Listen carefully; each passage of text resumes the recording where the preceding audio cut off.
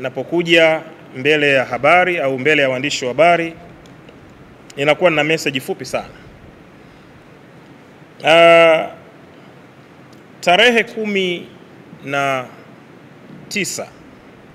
tuliwatangazia juu ya habari, na leo pia Mungu ametupa neema, tumekutana hapa leo kwa ajili ya kuweza kuwatangazia pia habari njema.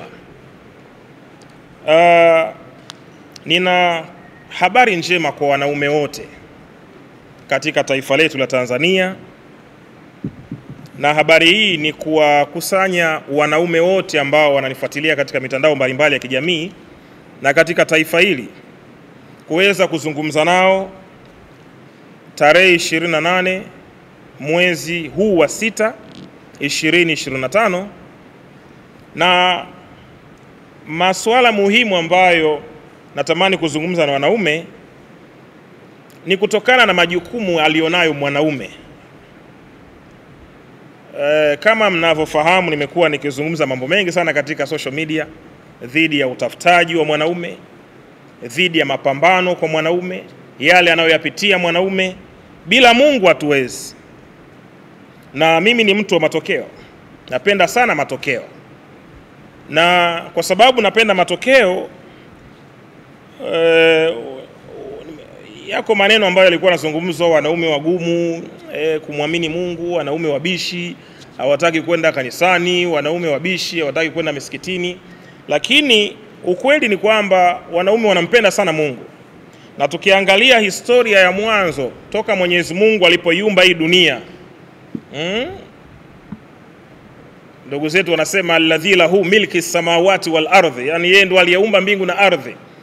Mwenyezi Mungu alianza kumuumba mwanaume katika hii dunia, akamuweka.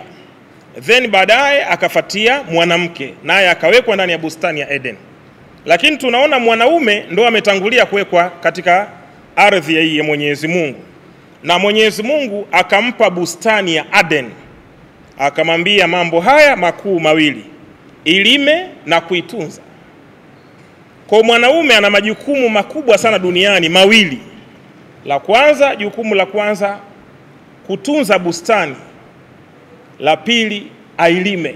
Kwa hiyo wanaume wengi sana katika jamii yetu ya Kitanzania wamekuwa wakipambana kuhakikisha kwamba wanaweza kuzitimiza ndoto zao, lakini imekuwa vigumu sana kutokana na changamoto za kimaisha, lakini pia kutokana na changamoto za baadhi ya maneno yasiyokuwa na ukweli kwa baadhi ya viongozi wenzetu wa dini, waliopelekea kuziua imani zao, na mtu kusema bwana, mimi kama mambo yenyewe ndo haya, basi mimi bora tu nisisali kabisa.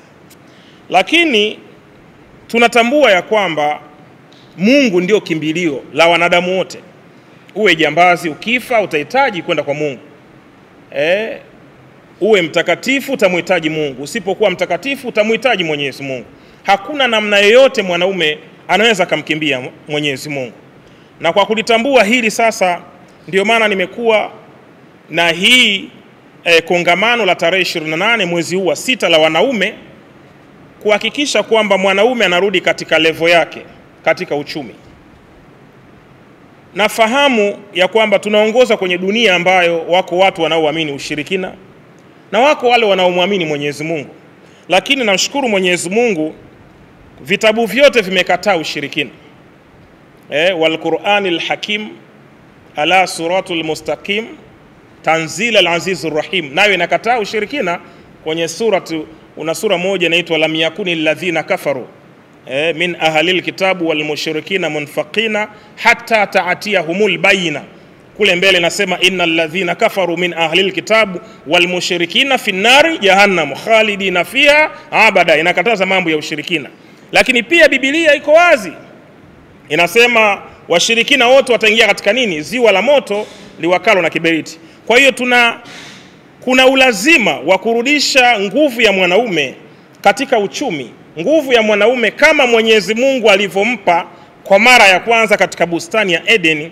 Ailime bustani ya Eden na aitunze bustani ya Eden. Kwa kulitambua hili sasa, ziko changamoto nyingi sana kwa wanaume wanazozipitia. Changamoto ya kwanza ya mwanaume sio gari, Changamoto ya kwanza ya mwanaume sio nyumba. Changamoto ya kwanza ya mwanaume sio mtoto. Changamoto ya kwanza ya mwanaume ni uchumi. Ukikosa uchumi, mwanaume umekubali kufa haraka. Ukikosa uchumi, umekubali kudhalilika. Ukikosa uchumi, umekubali kuchezewa katika hii dunia.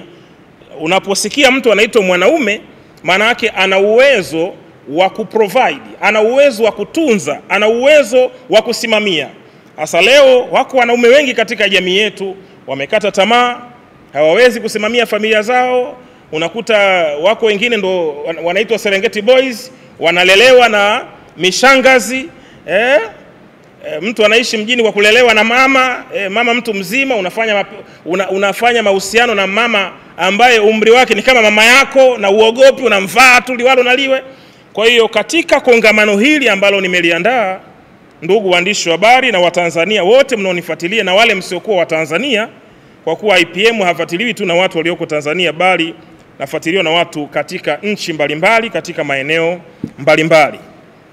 Ningewaomba na kuwaasa kwamba tuhudhurie katika kongamano hili kubwa litakalofanyika Dar es Salaam, Tegeta, Mbuyuni, katika ukumbi huu wa Embassy of God for All Nation. Naamini kabisa kwa uwezo wa Mwenyezi Mungu aliyeumba mbingu na ardhi, tukimuomba basi uchumi wa mwanaume utarejea na ile heshima mwanaume aliyoipoteza itarejea. Kwa hiyo Mungu wa mbinguni awabariki sana, na abariki taifa letu, na abariki pia viongozi wetu, katika jina la Yesu Kristo mwokozi wetu. Amen. Yangu alikuwa ni hayo tu, asanteni.